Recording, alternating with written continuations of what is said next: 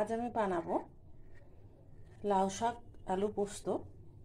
সামান্যই আলু দিয়েছি, লাউ শাকও এক আঁটি ছিল, এ কারণে একটু আলু দিতে হলো। কিভাবে বানাচ্ছি দেখো। লাউ শাকের উপকারিতাও যেমন, খেতেও তেমনি। চলো দেখে নিই। আলু পেঁয়াজ কুচিয়ে নিয়েছি, আর প্রেসার কুকারে আমি লাউ শাক ভালো করে কেটে বেছে ধুয়ে সেটা ভাপ সেদ্ধ করে নিলাম। অবশ্য নুন দিয়েছি, নুন দিয়ে সেদ্ধ করে নিলাম। মিক্সিতে আমি একটু পোস্ত আর 4টে শুকনো লঙ্কা আমি ভিজিয়ে রেখেছিলাম গরম জলে, এটা এবার গ্রাইন্ড করে নেব। কড়াই বসিয়ে দিলাম, কড়াই গরম হয়ে গেলে তাতে আমি সর্ষের তেল দেবো। রান্নাটা সর্ষের তেলে করব। সর্ষের তেল দিয়ে দিলাম, তেল খুব ভালো করে গরম হয়ে গেলে পরে আমি ফোড়নে জিরে ব্যবহার করব। গোটা জিরে আর শুকনো লঙ্কা তুলে দিয়ে দিলাম। আঁচ কমিয়ে একটা দিয়ে দিলাম, দিয়ে একটা ঢাকনা দিয়ে ঢেকে দেব।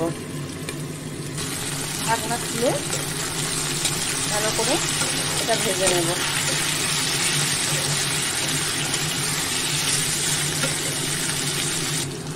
কয়েকবার ভেজে নিয়ে তাতে আমি নুন, অল্প পরিমাণে নুন দিলাম, যেহেতু শাকে আমার নুন দেওয়া আছে। নুন আর অল্প একটু হলুদ দিলাম। লাউ শাক পোস্ত সাদাই করে, কিন্তু আমি একটু হলুদ ব্যবহার করেছি। হলুদ দিলেও কোনো অসুবিধা হয় না কালারের জন্য। আবার কষিয়ে নেব। কষানো হয়ে গেছে, আমার সেদ্ধ করে রাখা শাকটা দিয়ে দেবো।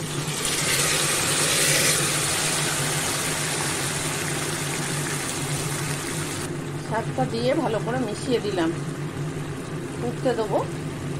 শাক তো সেদ্ধ হয়ে গেছে, আলুটা একটু নরম হলে আমি পোস্ত দিয়ে দেব। এই সময় আমি পোস্তটা দিয়ে দেব। আলুটা নরম হয়ে গেছে, পোস্তটা দিয়ে দিলাম। আস্তে আস্তে নেড়ে দেব, মাখিয়ে নেব। পোস্তটা ভালো করে শাকে মাখিয়ে নিলাম। তোমরা চাইলে একটু মিষ্টি দিতে পারো, লাউ শাক পোস্ততে মিষ্টি ভালোই লাগে, কিন্তু আমি কোনো মিষ্টি ব্যবহার করিনি। নুনটা দেখে নিলাম, একটু ঝোলটা মরে যাবে তখন আমি গ্যাস বন্ধ, রান্নার যে গন্ধটা সেটা বেরিয়ে এসেছে। এবার ঝোল রাখলেও ঝোলটা ভালোই খেতে ভালো লাগে ভাতের সাথে। তোমরা এই পর্যায়েও গ্যাস বন্ধ করে দিতে পারো। এবার আমি গ্যাস বন্ধ করে দেবো। তারপর ঝোলটা অনেকটাই টেনে গেছে, আর বেশি টানবো না। এখন আমি একটু কাঁচা সর্ষের তেল ওপর থেকে দিয়ে দেবো।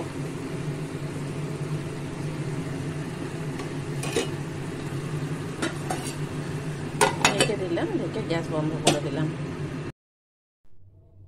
দেখো এবার আমি ভাতের সাথে দিয়ে দেব। ভাতের সাথে দিয়ে দিলাম।